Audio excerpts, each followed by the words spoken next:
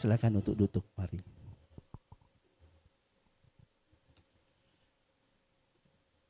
Selanjutnya, marilah kita memohon ridho dan keberkahan dari Allah Subhanahu wa Ta'ala, Tuhan Yang Maha Esa, agar seluruh rangkaian kegiatan ini berjalan dengan lancar dan memberikan manfaat bagi kita semua dengan membaca basmalah. Bismillahirrahmanirrahim.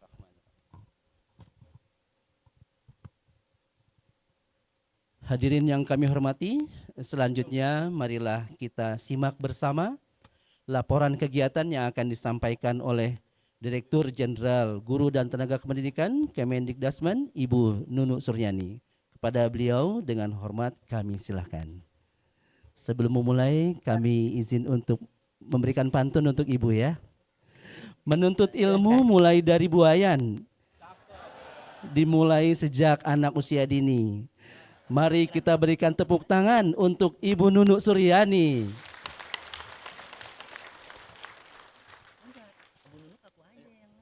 Baik, terima kasih. Bismillahirrahmanirrahim. Assalamualaikum warahmatullahi wabarakatuh.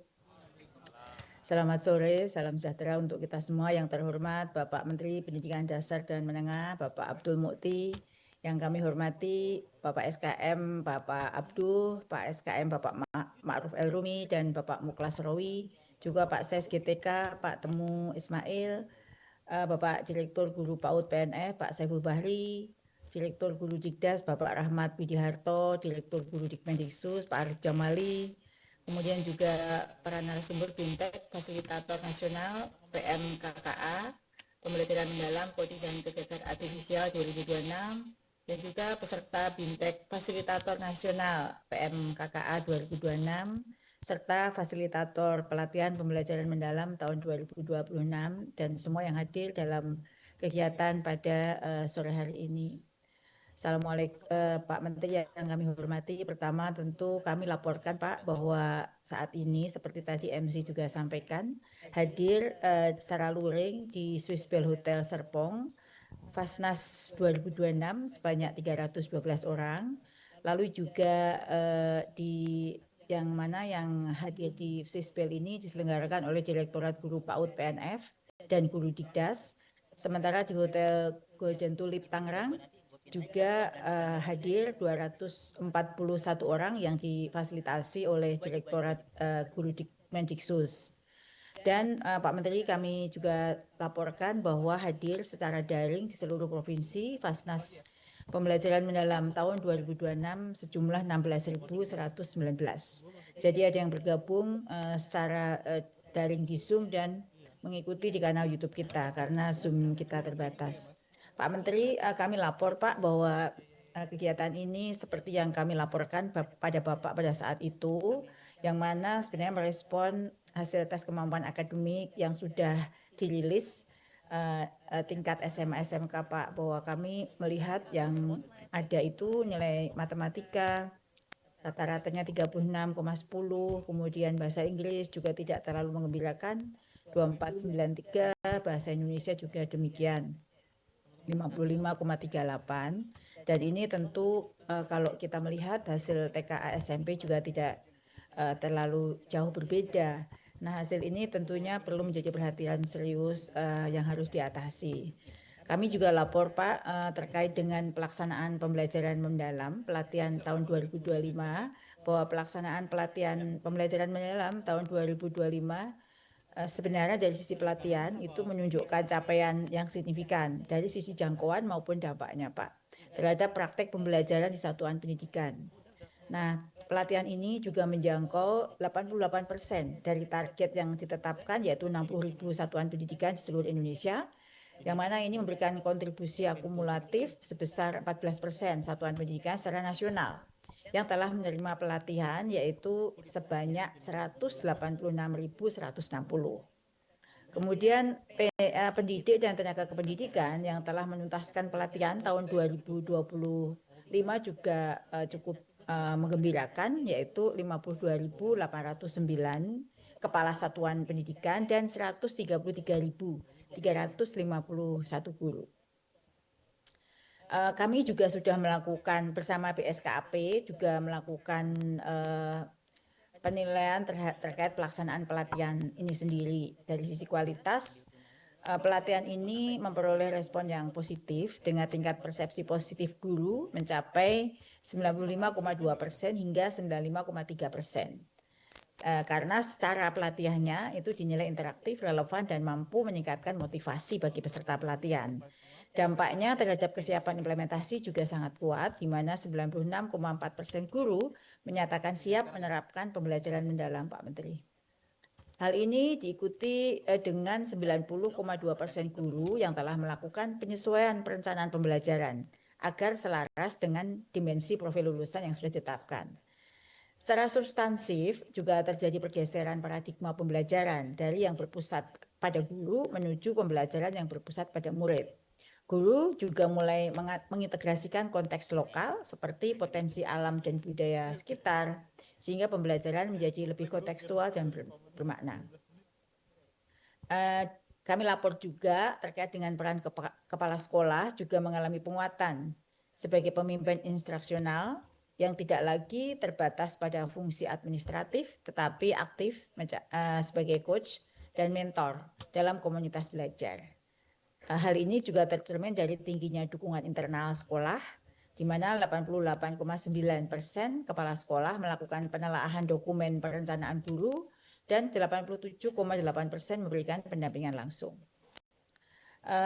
Menindaklanjuti capaian tersebut, Pak Menteri, kami juga melakukan strategi penyesuaian untuk tahun 2026, yang mana ini juga berdasarkan studi yang dilakukan. Untuk tahun 2026 ada kelemahan, kekurangan dari yang sudah dilakukan, maka dilakukan penyesuaian dengan penguatan implementasi melalui pendekatan adaptasi Teacher Experimental Training atau TET sebagai bagian dari pengembangan keprofesian berkelanjutan. Pendekatan ini juga menekankan pembelajaran berbasis praktek, refleksi, dan perbaikan berkelanjutan, sehingga menggeser fokus dari pemahaman konsep pada tahun 2025 menjadi penerapan nyata di ruang kelas di tahun 2026 ini. Nah, adaptasi TET dirancang juga sebagai model pelatihan yang bersifat iteratif dan berorientasi pada praktik pembelajaran spesifik sesuai mata pelajaran dengan memanfaatkan ekosistem kelompok kerja guru yang telah ada. Implementasi ini dilakukan melalui siklus inquiry kolaboratif yang mencakup tahapan desain, implementasi, observasi, dan refleksi, serta perbaikan berkelanjutan. Pada tahun 2026, siklus ini direncanakan berlangsung minimal 6 kali dalam setahun atau bulanan, baik di tingkat gugus atau antar sekolah maupun dalam kelompok belajar sekolah. Nah, Pak Menteri, sebagai respon hal tersebut, maka perlu dilakukan langkah-langkah agar peningkatan kemampuan literasi, numerasi, dan penalaran murid itu meningkat, menyikapi hasil TKA. Jadi ini sebenarnya kami ingin Bapak memberikan penguatan jurus-jurus dan trik kepada para fasilitator ini agar ada perbaikan hasil belajar anak-anak melalui pelatihan pembelajaran mendalam ini. Karena itu mohon perkenan Bapak pada kesempatan ini untuk memberikan pencerahan, penguatan, dan strategi bagaimana bisa berkolaborasi dalam antar guru dalam memperkuat implementasi pembelajaran mendalam, khususnya untuk target kita TKA yang akan datang. Demikian pengantar dari saya, Pak Menteri. Selanjutnya mohon Pak Menteri berkenan memberikan penguatan pada kami semua. Atas kesempatan dan perhatian Bapak Menteri, kami ucapkan terima kasih. Mungkin terbang ke ujung samudera. Cakep. Hinggap sebentar di dahan cemara. Cakep. Pembelajaran mendalam jadi kunci utama membangun generasi cerdas, tangguh, dan sejahtera. Cakep. Assalamualaikum Kita berikan aplaus lagi. Waalaikumsalam warahmatullahi wabarakatuh. Terima kasih Ibu Nunuk Suryani yang telah memberikan laporannya. Hadirin yang berbahagia, tibalah saatnya kita mengikuti sesi utama, yaitu pengarahan dan juga sekaligus pemberian penguatan materi mengenai penguatan tes kemampuan akademik melalui pembelajaran mendalam oleh Menteri Pendidikan Dasar dan Menengah Bapak Abdul Mukti. Kepada Bapak Abdul Mukti dengan segala hormat kami silakan.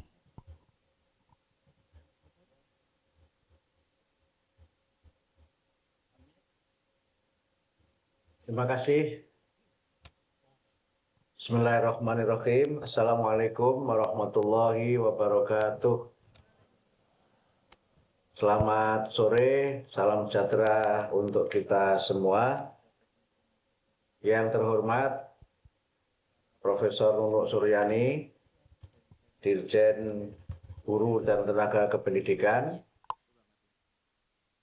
Direktur Guru PAUD PNF, Pak Saiful Bari, Direktur Guru Pendidikan Dasar, Pak Rahmadi Widiharto, Direktur Guru Dikmensus, Pak Arif Jamali, para narasumber BIMTEK Fasilitator Nasional PMKKA 2026, dan juga para staf ahli dan staf khusus, baik yang hadir secara langsung di Serpong maupun yang mengikuti melalui Zoom, para peserta BIMTEK Fasilitator Nasional PMKKA 2026, dan juga fasilitator pelatihan pembelajaran mendalam tahun 2025, dan singkatnya seluruh hadirin yang berbahagia. Pertama-tama marilah kita senantiasa bersyukur kepada Allah Subhanahu wa Ta'ala, Tuhan yang Maha Kuasa, karena atas rahmatnya pada sore hari ini kita dapat bersama-sama menghadiri acara penguatan pembelajaran mendalam dan juga fasilitator nasional PMKKA tahun 2026.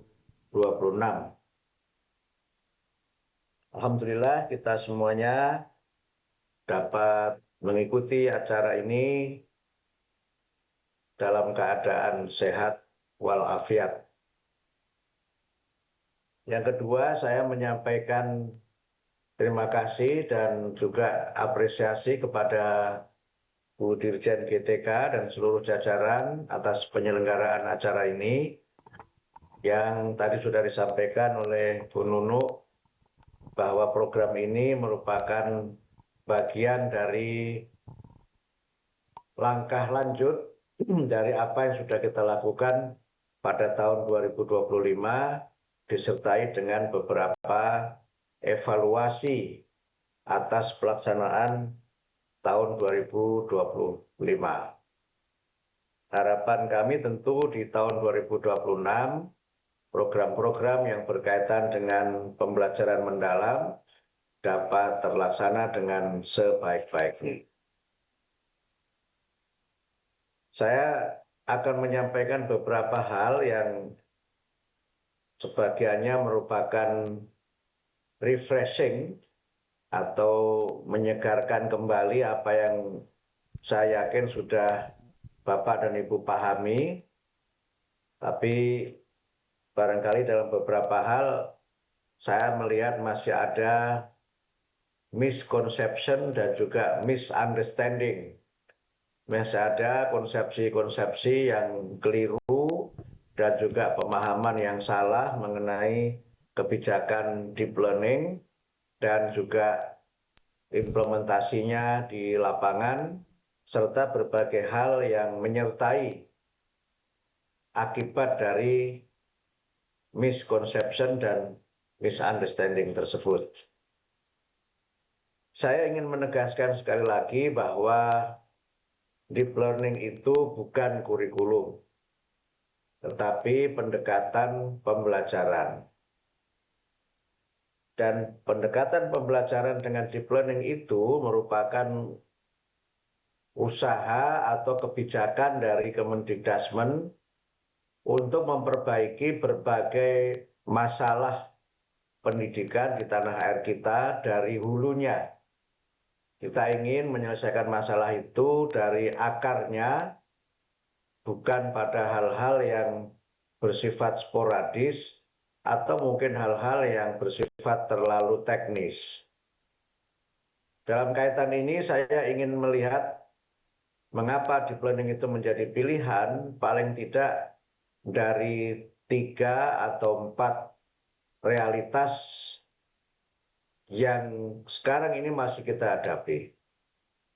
Realitas itu terjadi sebagai proses kontinum atau bahkan mungkin ya residu dari berbagai persoalan yang sudah terjadi sebelumnya karena berbagai faktor. Kita semua membaca dan seringkali mendengar ungkapan learning loss atau learning poverty yang itu semuanya terjadi tidak hanya di Indonesia sebenarnya, tapi juga di negara-negara yang lainnya. Learning loss dan learning poverty itu sebagiannya merupakan dampak dari pandemi COVID-19, di mana banyak anak di berbagai negara, termasuk di Indonesia, tidak dapat belajar dengan sebaik-baiknya. Akibat dari learning loss itu tentu kita mengalami capaian-capaian banyak hal yang di bawah standar atau underachievement. Dan tentu kita tidak melihat masalah itu sebagai akhir segalanya, tapi masalah itu sebagai tantangan untuk kita berbuat lebih baik lagi. Kita juga sering mendengar ungkapan bahwa learning loss dan learning poverty itu juga terjadi karena kegiatan pendidikan dan pembelajaran itu tidak berjalan sebagaimana mestinya. Kita sering mendengar istilah schooling without learning. Jadi anak-anak itu pergi ke sekolah dengan berbagai macam kesulitan dan tantangan yang dihadapi, tapi mereka hanya sekolah, tidak belajar. Dan itu yang kemudian juga kita lihat sebagiannya bisa saja bermuara pada proses delivery atau proses pembelajaran yang memang belum sebagaimana yang diharapkan. Kalau kita bicara mengenai kritik, tentu ada banyak sekali kritik, tapi tentu kita tidak ingin overlook terhadap berbagai kritik itu. Misalnya kritik bahwa pembelajaran masih menekankan pada hafalan sampai kita sangat kenyang dengan kritik itu. Atau yang kedua misalnya pembelajaran itu ya hanya untuk berorientasi kelulusan tanpa memperhatikan atau memberikan penekanan pada aspek-aspek yang berkaitan dengan pencapaian kompetensi. Atau bahkan mungkin ada yang berpendapat ya belajar itu ya untuk dapat ijazah saja gitu. Ada yang bercanda dapat ijazah supaya bisa ijabsa.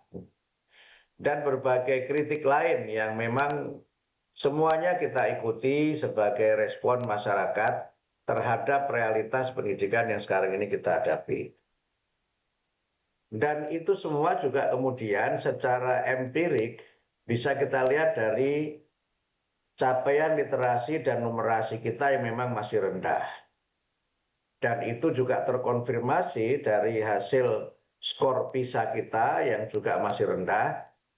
Termasuk kemudian tadi Bu Nunuk menyinggung tentang capaian akademik dari TKA tahun 2025 untuk SMA dan yang sederajat, kemudian TKA 2026 untuk SMP dan yang sederajat, dan SD dan yang sederajat. Itu semua saya kira memang menunjukkan hasil yang linier, bahwa learning loss, learning poverty, schooling without learning itu memang terkonfirmasi dari capaian-capaian akademik itu. Bahkan pada sisi yang lain yang tidak bersifat akademik, yang berkaitan dengan sekarang kita bicara mengenai well-being, kita juga melihat bahwa generasi kita, generasi alpha sekarang ini atau sebagian masih generasi Z itu memang menjadi generasi yang ringkih. Saya sering menyebut bukunya Pak Renal Kasali, generasi strawberry.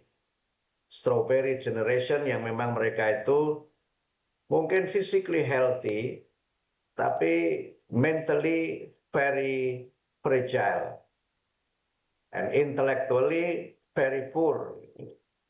Generasi yang fisiknya mungkin sehat, tetapi secara mental mereka ini sangat ringkih, sangat rentan, dan secara intelektual mereka ini sangat rendah. Saya sering menyebut itu dengan fragile generation. Generasi yang ringkih, generasi yang ya mudah menyerah, kemudian juga tidak tahan uji dan berbagai sifat-sifat lemah yang lainnya. Kita juga melihat adanya misalnya fenomena di mana banyak sekali generasi kita, murid-murid yang sekarang masih belajar di sekolah itu juga mengalami berbagai macam persoalan yang berkaitan dengan mental mereka. Misalnya kalau kita baca bukunya Jonathan Haidt, dia mensinyalir adanya perkembangan generasi yang cemas atau anxious generation. Dan ini sekali lagi juga tidak hanya terjadi di Indonesia, karena Haidt, seorang ahli psikologi sosial dari Amerika itu melihat dampak dari penggunaan gawai terhadap berbagai hal yang menyangkut mental anak-anak kita itu. Sebagian mereka mengalami tekanan mental justru karena terpapar oleh media sosial. Eksposur terhadap media sosial itu membuat anak-anak kita ini tidak hanya mengalami gangguan ketagihan gawe, tetapi juga mengalami problem misalnya kemampuan fokus yang sangat rendah atau attention span mereka ini sangat rendah. Dan itu juga kemudian berkelindan dengan kepenggunaan teknologi yang memang justru semakin membuat mereka ini bergantung pada teknologi itu. Ya, kemajuan teknologi AI dan ChatGPT itu telah melahirkan generasi yang saya sering menyebut dengan scroll culture, budaya scroll, yang hanya membaca judulnya, kemudian mengambil kesimpulan, dan tidak melihat persoalan secara mendalam. Mereka seringkali mudah berpindah perhatian dengan berbagai hal yang mungkin berkaitan dengan multitasking, ingin mengerjakan sesuatu bersamaan dalam situasi-situasi tertentu, walaupun mungkin multitasking tidak selalu negatif, tapi dalam konteks ini ketidakmampuan berkonsentrasi dan juga ketidakmampuan untuk bisa bagaimana menganalisis sesuatu, itu saya kira sebagiannya memang akibat dari kemajuan teknologi itu. Padahal kita sedang mendorong untuk bagaimana anak-anak kita ini menguasai teknologi. Terutama adalah kalau kita ikuti surveinya World Economic Forum, itu ya teknologi AI dan juga coding. AI dan coding sebagai teknologi itu sebenarnya produk dari berbagai macam aplikasi-aplikasi teori yang kemudian berpengaruh terhadap kekuatan algoritma dan juga kecepatan menyajikan informasi secara instan.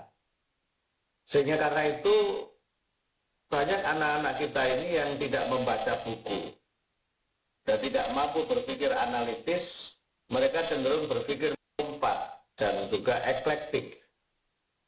Nah, pada sisi yang berikutnya juga kita melihat sekolah itu juga belum menjadi lingkungan yang ramah bagi anak-anak kita. Kekerasan di sekolah masih sangat tinggi, dan kekerasan itu kalau kita lihat memang sangat kompleks penyebabnya. Tapi yang sangat kita prihatin justru sebagian dari pelaku kekerasan itu adalah para guru. Yang itu bisa jadi karena ketidakmampuan mereka mengontrol emosi, Yang kedua juga mungkin karena kompetensi mengatasi berbagai masalah, terutama menyangkut disiplin dan menyangkut managing behavior-nya memang perlu ditingkatkan. Sementara pada sisi yang lain juga ada faktor-faktor yang mungkin bersifat personal dari para guru itu. Karena itu maka kita ingin untuk sekali lagi memperbaiki berbagai macam persoalan itu. Guru juga dalam hal tertentu mengalami burns out,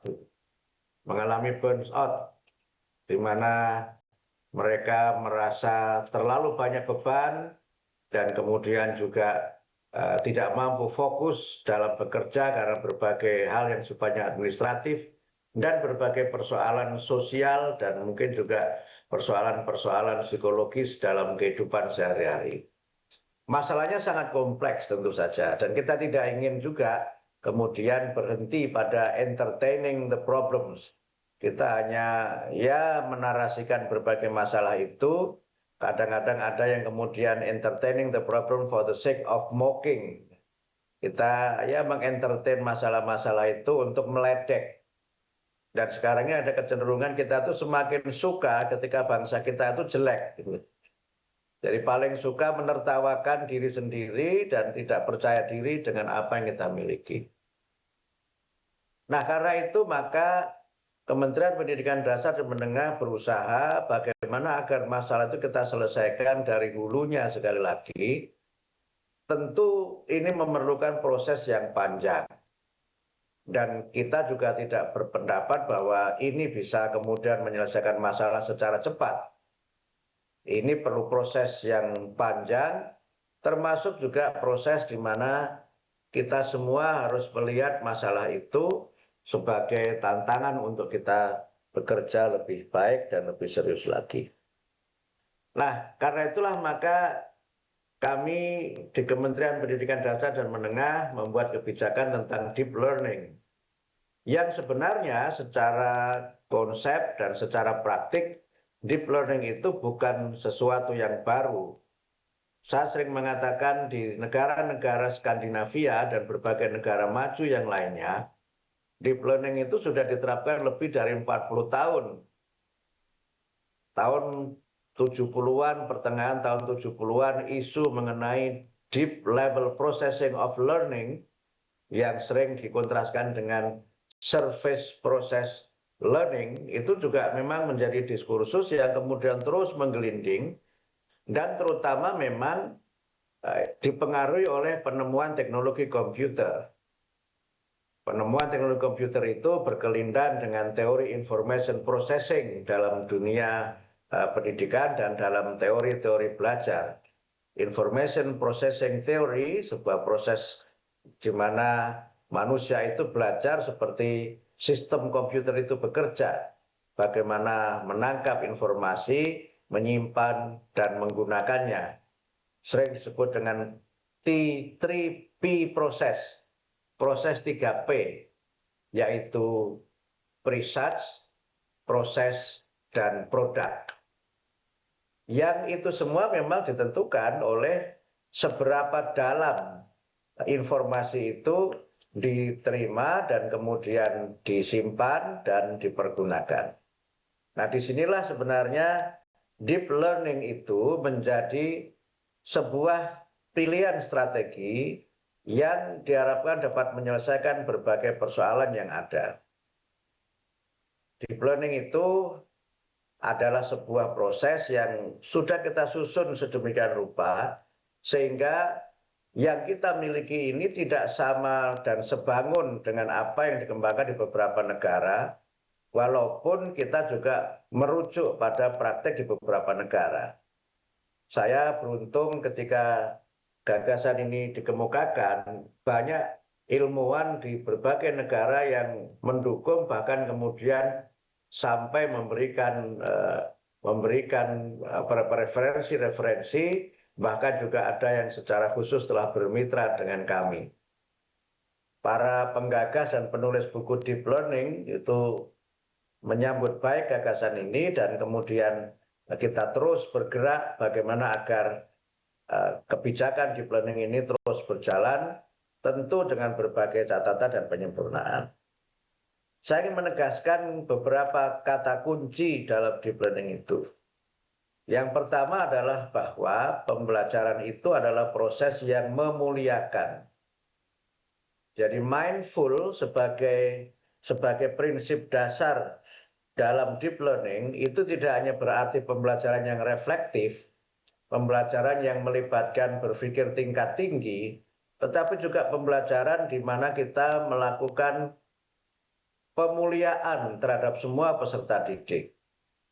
To be mindful itu berarti kita senantiasa terlibat dalam proses, tapi juga kita senantiasa memuliakan siapa saja yang belajar itu.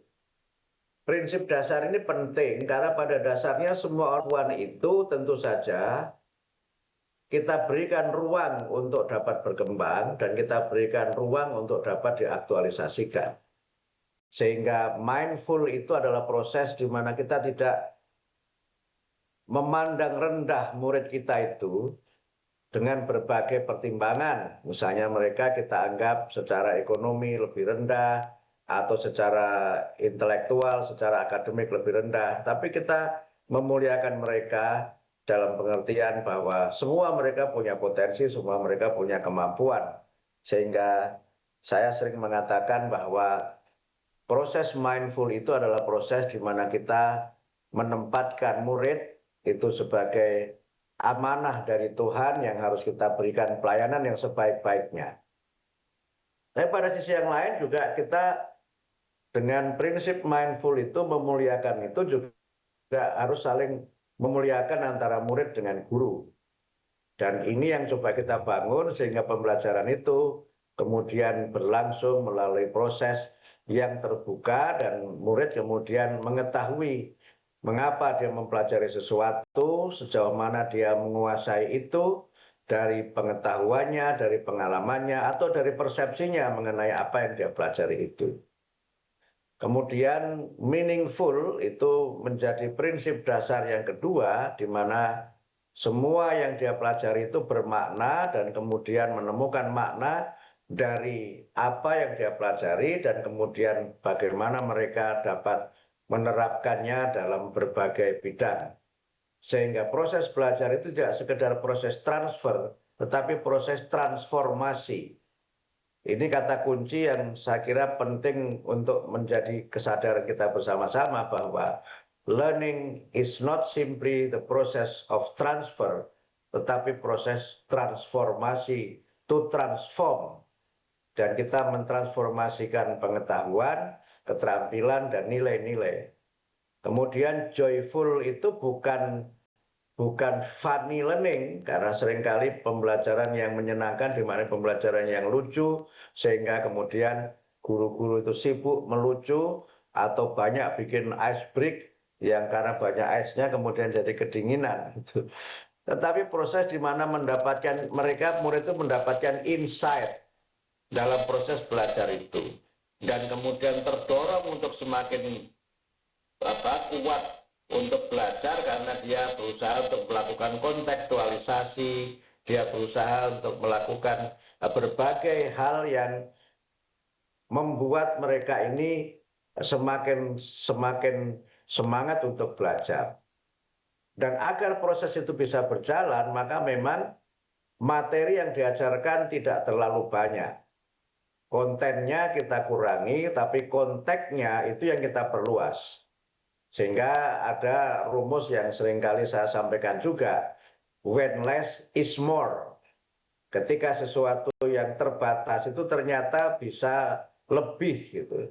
Sehingga kajian yang terbatas itu tidak berarti yang kita berikan itu sangat sedikit, tetapi yang sedikit itu adalah yang esensial, yang nanti bisa dikembangkan sendiri oleh murid di luar jam pelajaran. Karena tidak semua hal bisa kita ajarkan di sekolah, tidak semua hal bisa kita ajarkan di kelas. Sehingga karena itu maka ruang-ruang belajar itu lebih banyak berfungsi sebagai ruang yang menumbuhkan inspirasi, ruang yang menumbuhkan daya discovery dan inquiry serta berbagai hal lain yang dapat mereka lakukan sebagai pembelajar sepanjang hayat. atau sebagai self-directed learners. Mereka sebagai pembelajar yang tahu apa yang dia pelajari, bagaimana mempelajarinya, dan seterusnya. Nah, proses-proses ini yang kemudian sering disebut dengan proses metakognitif atau executive learning, masih dalam ranah yang berkaitan dengan teori information processing dan berbagai teori lain yang terkait, misalnya teori psikologi kognitif. Dalam kaitan inilah maka kemudian proses belajar itu meniscayakan adanya engagement. Jadi peran guru sebagai fasilitator itu bukan berarti guru itu tidak terlibat, dia justru terlibat dalam proses engagement. Sehingga saya sering menyampaikan kritik, peran guru sebagai fasilitator tidak berarti student active learning, kemudian teacher active chatting. Muridnya aktif belajar, gurunya malah justru sibuk chatting. Tapi dia terlibat. Teachers and students are engaged with the process of learning. Dan inilah yang kemudian membuat pembelajaran menjadi aktif, menjadi dinamis, menjadi hidup, karena guru adalah bagian dari kelas dan guru tidak menempatkan dirinya pada posisi yang berjarak dengan anak-anak yang belajar itu. Nah, kata kunci yang ketiga yang saya kira penting ditekankan dalam deep learning itu adalah bahwa setiap pokok bahasan dan setiap materi itu harus ada muatan pendidikan nilai dan harus ada penguatan pendidikan karakter. Selama ini ada pemahaman pendidikan nilai dan karakter itu hanya fokus pada pendidikan agama atau pendidikan kewarganegaraan. Ini harus kita rubah, karena sesungguhnya dengan deep learning itu, semua yang dibahas itu dikaitkan dan diberikan nilai atau diberikan bobot value yang berkaitan dengan bagaimana mereka menerapkan apa yang dipelajari itu, dan kemudian bagaimana setiap proses juga disertai dengan proses penanaman nilai-nilai. Nah, sempat ada yang bertanya ke saya bagaimana menerapkan nilai dalam pembelajaran aljabar misalnya, yang hanya ngitung-ngitung. Tapi proses interaksi guru dan murid itu sendiri juga sebenarnya proses penanaman nilai. Jadi nilai itu juga melekat pada bagaimana guru berperilaku, bagaimana murid itu berperilaku. Dan inilah yang sering kita sebut dengan hidden curriculum, di mana semua pengalaman belajar, semua pengalaman di lingkungan sekolah itu merupakan satu kesatuan yang membentuk karakter dari murid-murid kita. Dan untuk itu maka kemudian deep learning itu bisa berjalan dengan baik kalau didukung oleh lingkungan pembelajaran yang positif. Dalam konteks ini kemudian kami membuat kebijakan tentang 7 kebiasaan Indonesia hebat dan juga berbagai program seperti Pagi Ceria dan sebagainya, sehingga karena itu maka deep learning itu tidak berhenti di dalam kelas. Dia juga bisa terus berjalan di luar kelas, dan deep learning itu tidak berarti kemudian mereka dependent on teknologi, tetapi teknologi itu digunakan sebagai pendukung proses belajar. Disinilah kemudian arti penting mengapa kemudian dalam beberapa hal deep learning itu bisa diintegrasikan dengan pembelajaran AI, coding, dan juga mata pelajaran yang lain. Tapi yang lebih penting lagi tentu saja dikontekstualisasikan dengan kehidupan sehari-hari. Sehingga murid itu menjadi joyful, menjadi gembira, karena mereka menemukan jawaban dari berbagai persoalan yang mereka hadapi, dan mereka bisa mendapatkan kegembiraan karena banyak hal dalam kehidupan itu mereka jalani dengan semangat, karena ada semangat saling memuliakan antara satu dengan yang lainnya. Dalam kaitan inilah maka pembelajaran mendalam kami harapkan dapat terus dilaksanakan, dapat terus diperluas sebagai upaya kita untuk memberikan solusi atas berbagai permasalahan yang kita hadapi, sehingga pendidikan kita bisa lebih baik lagi. Pembelajaran mendalam tidak sekedar proses di mana kita memperkuat logical thinking atau kemampuan berpikir yang logis, orang sering menyebut dengan HOT, higher order thinking skills, tetapi juga melekat di dalamnya penanaman nilai-nilai yang utama dan karakter serta kepribadian yang kuat, sehingga mereka mengintegrasikan antara ilmu dengan kepribadian, dan dengan bagaimana mereka menjadi bagian dari masyarakat di mana mereka berada.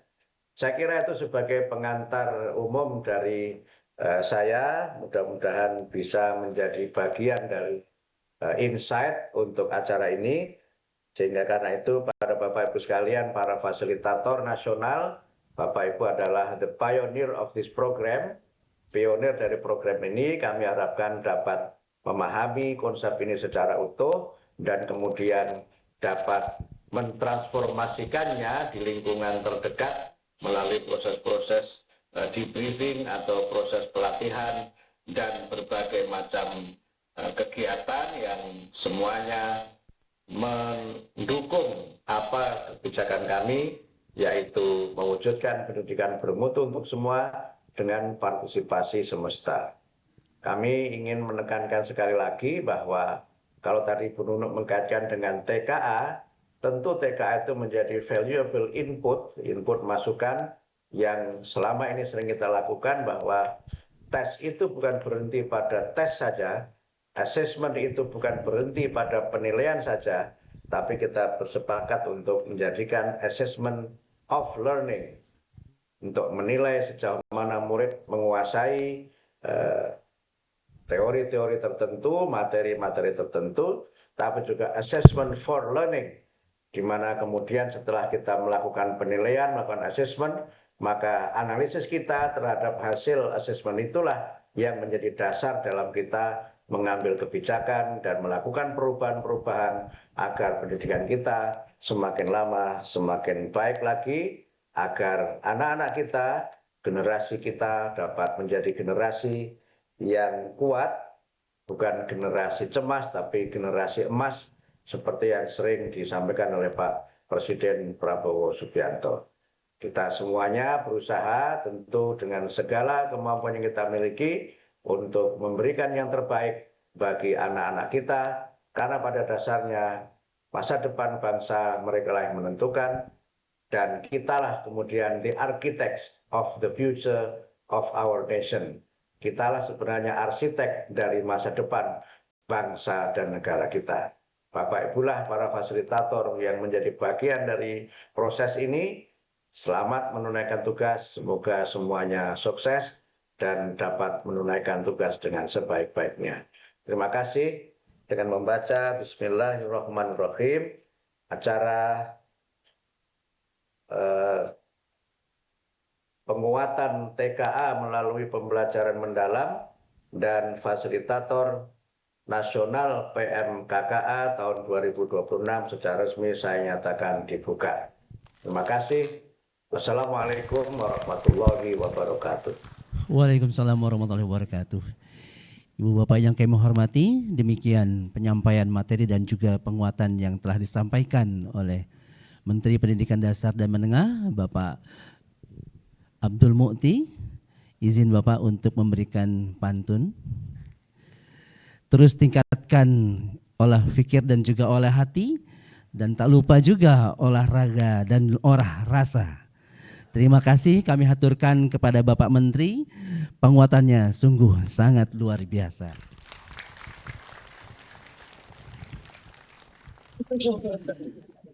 Bapak Ibu yang kami hormati, tak terasa kita telah sampai di penghujung acara. Namun sebelum kita mengakhiri sesi ini, mohon berkenan Bapak Menteri dan juga didampingi oleh Ibu Dirjen dan pimpinan-pimpinan lainnya, pejabat lainnya, baik secara daring maupun luring, berkenan untuk melakukan sesi foto bersama. Kepada Ibu dan Bapak peserta yang hadir secara luring, mohon duduk di tempat masing-masing. Dan bagi Ibu Bapak peserta secara daring melalui video conference, mohon untuk mengaktifkan kamera dan juga memberikan senyum terbaiknya. Karena panitia akan mengambil tangkapan layar dan dalam beberapa slide. Kita mulai untuk sesi foto bersama. Izin Bapak Menteri.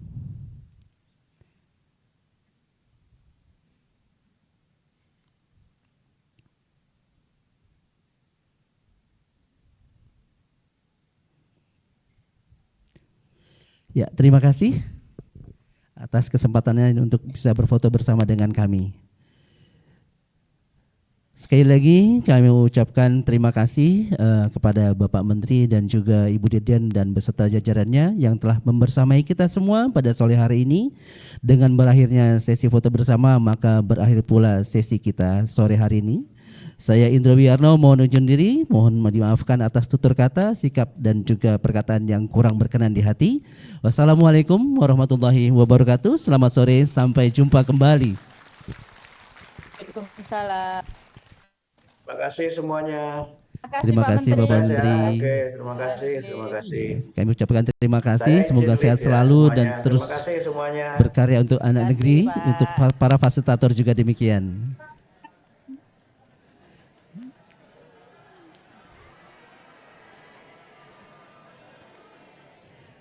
Bu Nunu di mana? Ya, untuk ibu bapak yang hadir secara luring di Swiss Bell Hotel Serpong, kita akan melakukan sesi foto juga yang akan dilaksanakan oleh para fotografer. Silakan fotografer untuk bisa mengabadikan dan mendokumentasikan sesi ini. Untuk teman-teman yang ada di Swiss Bell Hotel ini bisa didokumentasikan.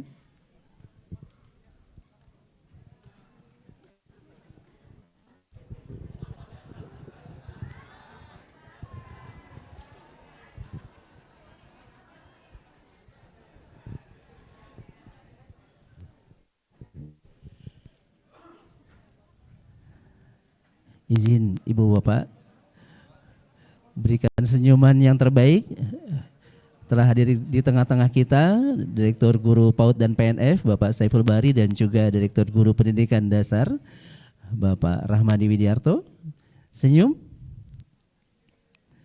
Ya, mungkin akan beberapa kali sesi. Ya, kita pose semangat.